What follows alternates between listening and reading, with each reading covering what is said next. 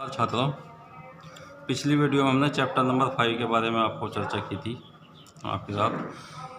आज हम chapter number 6 NCERT book की सेकेंडरी क्लास के चैप्टर नंबर 6 के बारे में हम अध्ययन करेंगे। चैप्टर नंबर 6 भी चैप्टर नंबर 5 पर ही आधारित है। जो भी सवाल है हमारे पास आज अभी तक हमने जितने भी मेथड हमने डिफरेंशियल के या कंटिन्यूस और डिसकंटिन्यूस से कराए हैं।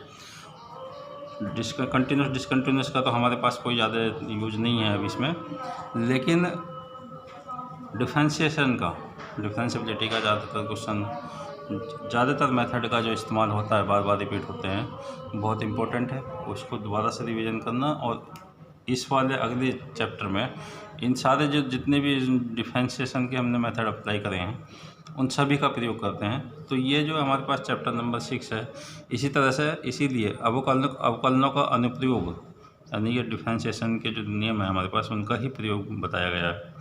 इसमें एक्सरसाइज 6.1 है, इसी पर मैं फोकस कर रहा हूँ। राशियों का परिवर्तन की दर, यानी कि कोई भी हमारे पास फंक्शन दे रखा हो उनके जो परिवर्तन की दर होती है उसको हम अवकलन मेथड से किस तरह से निकालते हैं, ये हमें यहाँ पर दिखाना है। जैसे यदि हमारे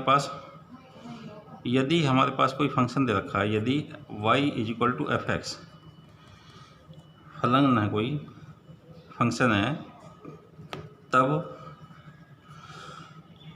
dy/dx, सीधे dy/dx को x के सापेक्ष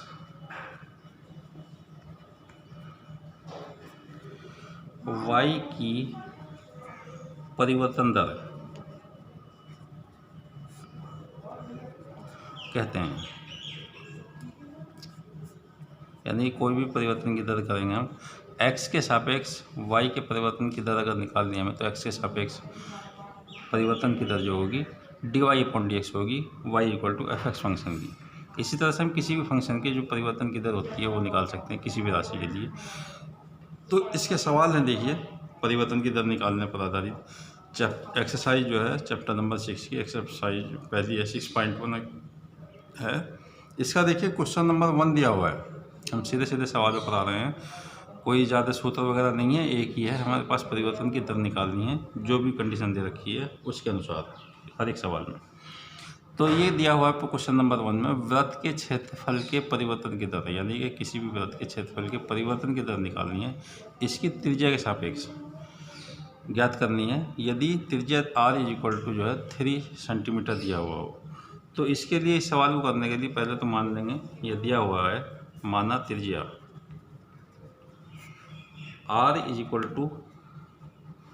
3 सेंटीमीटर ये दिया हुआ है। वृत्त का क्षेत्रफल वैसे तो जनरली कैपिटल ए से प्रदर्शित करते हैं, किसी से भी प्रदर्शित कर सकते हैं, लेकिन यहाँ पर कैपिटल ए से प्रदर्शित कर रहा हूँ मैं। सूत्र होता है हमारे पास πr², वृत्त का क्षेत्रफल।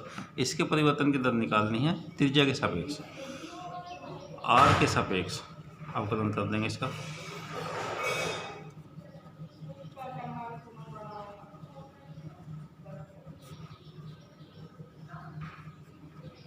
तो ये वैल्यू हो जाएगी dA/dr = πd/dr r²। r के सापेक्ष करना तो r, त्रिज्या के सापेक्ष निकालनी है हमें परिवर्तन की दर, तो त्रिज्या के सापेक्ष किसी और जिसके भी सापेक्ष कहेंगे उसके सापेक्ष हमें निकालनी है, जो भी कंडीशन दे देंगे। तो इसकी हो जाएगी 2πr, और r 3 दिया हुआ है, तो r 3 पर dA/dr जो हो जाएगा 2π × 3 = 6π सेंटीमीटर प्रति सेंटीमीटर स्क्वायर प्रति सेंटीमीटर। त्रिज्या सेंटीमीटर में होती है और क्षेत्रफल सेंटीमीटर स्क्वायर होता है। ये क्षेत्रफल के परिवर्तन की दर होगी, इसलिए वृत्त के क्षेत्रफल के परिवर्तन की दर = 6π सेंटीमीटर स्क्वायर प्रति सेंटीमीटर, जिसके भी अनुसार करेंगे हम उसके अनुसार जो है परसेंट निकाल रहे हैं। इसी तरह से देखिए क्वेश्चन नंबर 5 है इसका। ये कह रहा है एक स्थिर झील में एक पत्थर डाला जाता है और तरंगे वृत्तों में 5 सेंटीमीटर प्रति सेकंड की गति से चलती हैं। यानी ये जो है वृत्तों में चलती हैं तरंग, और 5 सेंटीमीटर, यदि ये जो त्रिज्या है उसकी जो क्या बोलते हैं इसे, परिवर्तन की दर, तरंगों के परिवर्तन की दर जो है त्रिज्या के सापेक्ष 5 सेंटीमीटर प्रति सेकंड के अनुसार से, टी के अनुसार है ये, 5 सेंटीमीटर प्रति सेकंड के गति से चलती हैं। जब वृत्ताकार तरंगों की त्रिज्या 8 सेंटीमीटर है तब तो इस क्षण घिरा हुआ क्षेत्र किस दर से बढ़ रहा है, यानी क्षेत्रफल निकालना है। और जो तरंगों का जो गति दे रखी है सेकंड में दी हुई है, यानी कि टी के सापेक्ष निकालनी है हमें वैल्यू। तो वृत्ताकार तरंगों की त्रिज्या, एक तो ये दे रखी है इक्वल टू आर 8 सेंटीमीटर, ये दे रखी है। तब D R upon D T, यानी कि त्रिज्या के तरंगों के, वृत्ताकार तरंगों के चलने की दर D R upon D T, परिवर्तन की दर जो होगी ये 5 सेंटीमीटर प्रति सेकंड ये दी हुई है। तरंगों के क्षेत्रफल को निकालना हमें किस दर से बढ़ रहा है, तरंगों का क्षेत्रफल किस दर से बढ़ रहा होगा, यदि इसमें जो परिवर्तन हो रहा है इसके अनुसार प्रति सेकंड 5 सेंटीमीटर की दर से बढ़ रही है त्रिज्या ये, तो तरंगों के क्षेत्रफल निकाल देंगे। तरंगों से बने वृत्त का क्षेत्रफल A is equal to pi r square से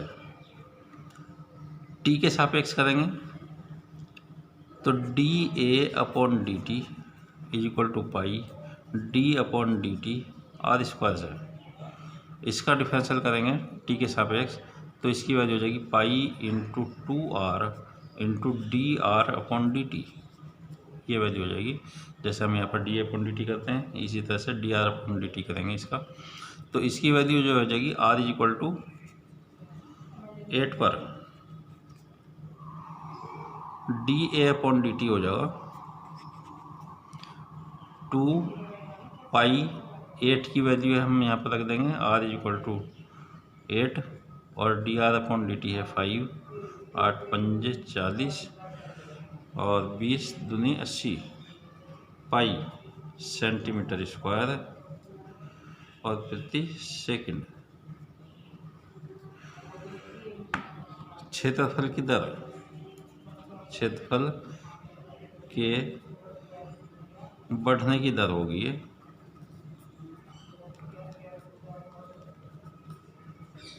80 पाई सेंटीमीटर स्क्वायर प्रति सेकंड, यानी ये जो क्षेत्रफल है 80 पाई सेंटीमीटर स्क्वायर प्रति सेकंड की दर से बढ़ेगा यदि त्रिज्या जो है 5 सेंटीमीटर प्रति सेकंड के स्क्वायर से बढ़ती है। तो इसी प्रकार 7वां क्वेश्चन है, देखिए एक आयत की लंबाई इतनी है x 5 सेंटीमीटर प्रति दर से घट रही है, चौड़ाई 5 सेंटीमीटर y 4 सेंटीमीटर प्रति मिनट की दर से बढ़ रही है। जब x यानी कि लंबाई दे रखी है आयत की लंबाई ये दी हुई है, सब लंबाई दे रखी है x और ये दे रखी है 8 सेंटीमीटर, 8 सेंटीमीटर दिया हुआ है और dx अपॉन dt यानी कि लंबाई के जो घटने की दर दे रखी है 5 सेंटीमीटर प्रति मिनट दे रखी है और घट रही है ये, तो माइनस के 5 सेंटीमीटर प्रति मिनट।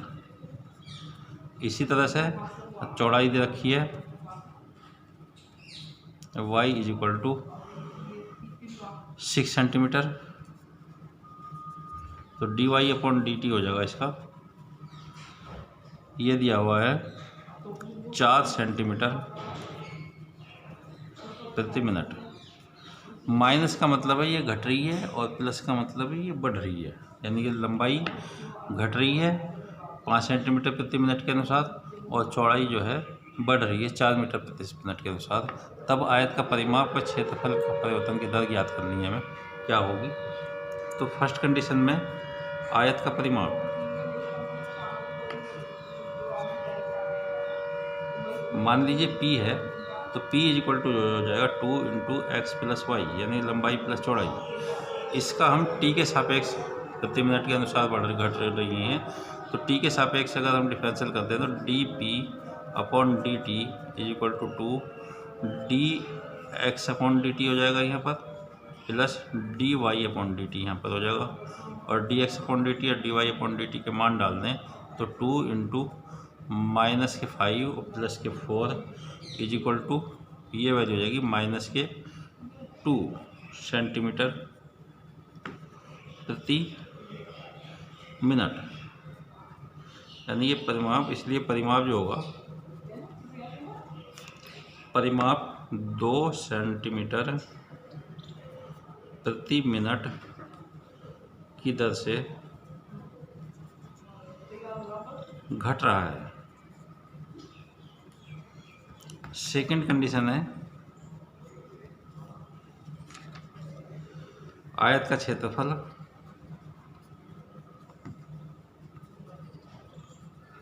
ए, क्षेत्रफल होता है लंबाई गुणा चौड़ाई, यानी कि x इंटू वाई। इससे t के सापेक्ष डिफरेंशियल करेंगे इसका, तो D A upon D T is equal to D upon D T X into Y का।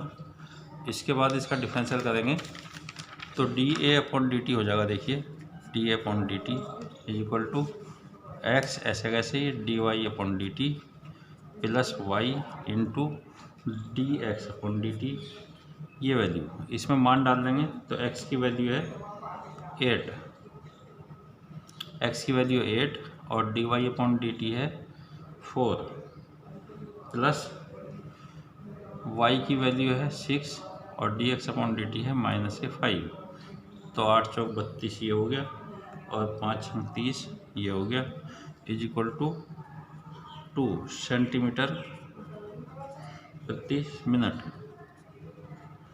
इसलिए आयत का क्षेत्रफल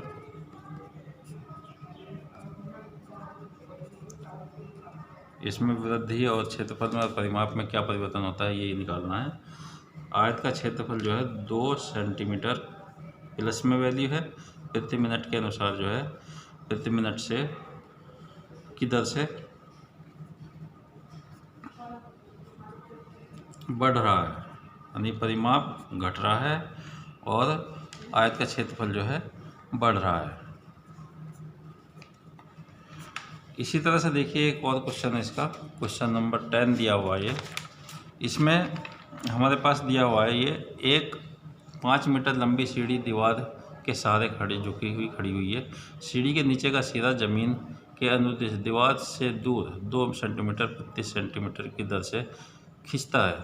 तो देखिए ये हमारे पास कोई दीवार है, इसके अनुदिश कोई सीढ़ी खड़ी हुई है, ये सीढ़ी है। सीढ़ी की लंबाई जो है यहाँ से यहाँ तक की वैल्यू है, इसको मान दें पॉइंट ए है, ये बी है, इसको सी मान दें। ये है सीढ़ी की लंबाई जो है 5 सेंटीमीटर है और सिरे से दीवार की चौड़ाई जो है 4 मीटर की दूरी पर है, ये यहाँ से 4 मीटर है दूरी। तो और इसकी जो इसको इस साइड में जो खींच रही है ये 2 सीढ़ी जो है 2 सेंटीमीटर 2 सेंटीमीटर प्रति सेकंड के अनुसार जो है खींच रही है, यानी कि इसका जो डी एक्स के अनुदिश जो है एक्स के अनुदिश ये सीढ़ी खींच रही है प्रति सेकंड के अनुसार। एक्स ये हो गया और वाई एक्स ये हो गया। इस तरह से हम, इसका मतलब ये है बी सी जो है, बी सी की लंबाई होगी 4 मीटर, ए सी हो गया 5 मीटर, और अगर ए बी निकालना चाहें हम तो पाइथागोरस से निकाल सकते हैं। A C square plus is equal to A B square plus B C square. इसको मान लीजिए एक्स है, ये वाई के अनुदिश है, इसको वाई मान लें यदि, तो ए सी स्क्वायर 5 का square plus is equal to A B square हो गया वाई स्क्वायर प्लस 4 स्क्वायर, तो वाई स्क्वायर इक्वल टू जो हो जाएगा 25 -16 इज इक्वल टू 9 या y इज इक्वल टू 3। एक तो ये आंसर आ गया हमारे पास। इस y की वैल्यू जो होगी 3 मीटर होगी दीवार की ऊंचाई। तो हमें ये दिखाना है इसमें दीवार पर इसकी ऊंचाई किस दर से घट रही है, यानी कि जो जब इसको ये इधर खींचेगी सीढ़ी तो इसकी दीवार से ऊंचाई जो किस दर से घटेगी ये निकालना है। तो फिर पाइथागोरस पुनः पाइथागोरस प्रमेय से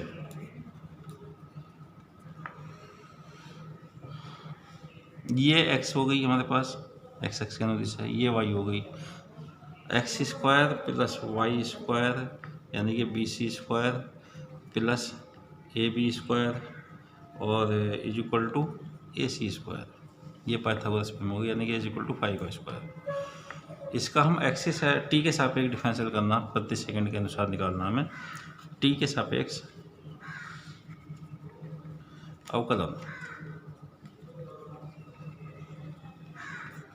करने पर, और एक चीज़ और दे रखी है यहाँ पर dx/dt, एक्स के सापेक्ष जो वैल्यू दे रखी है 2 सेंटीमीटर प्रति सेकंड ये दे रखी है।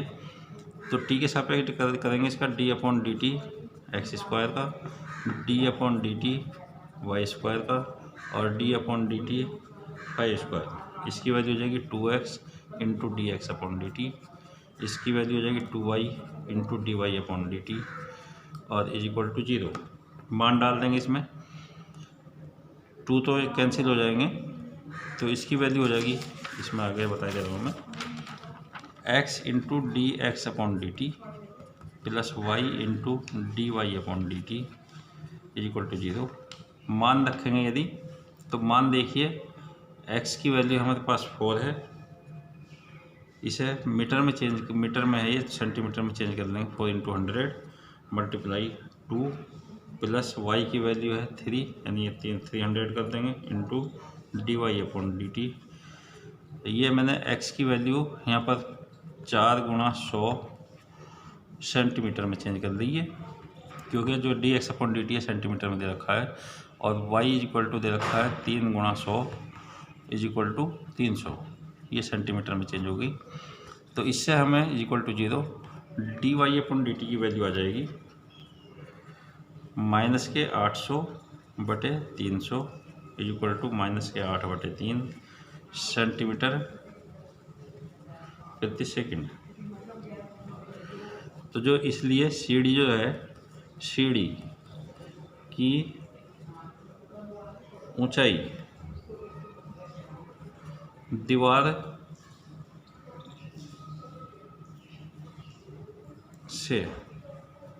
से 8/3 सेंटीमीटर प्रति सेकंड की दर से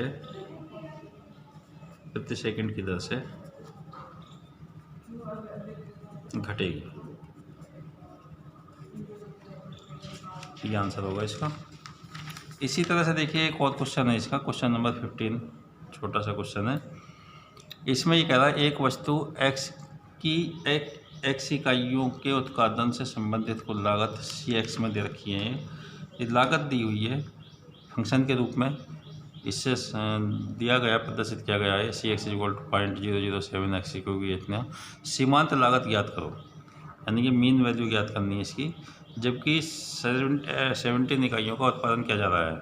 तो देखिए cx दिया हुआ है, cx 0.007 x³ minus 0.003 x square plus 15x plus 4 x की वैल्यू जो है इकाइयों की वैल्यू है। तो हमें d/dx निकालना है इसका। सीमांत लागत यानी कि d/dx cx, इसकी वैल्यू हो जाएगी d/dx, ऐसे निकाल देंगे इसका, d/dx 0.007 x³ minus 0.003 x square plus 15x plus 4000। इसको सरल करेंगे तो 0.007 into 3x square minus 0.003 into 2x plus 15 into 1 plus 0, ये वैल्यू हो जाएगी और x इज इक्वल टू 17 पर 17 इकाइयाँ चल रही हैं, तो सीमांत लागत होगी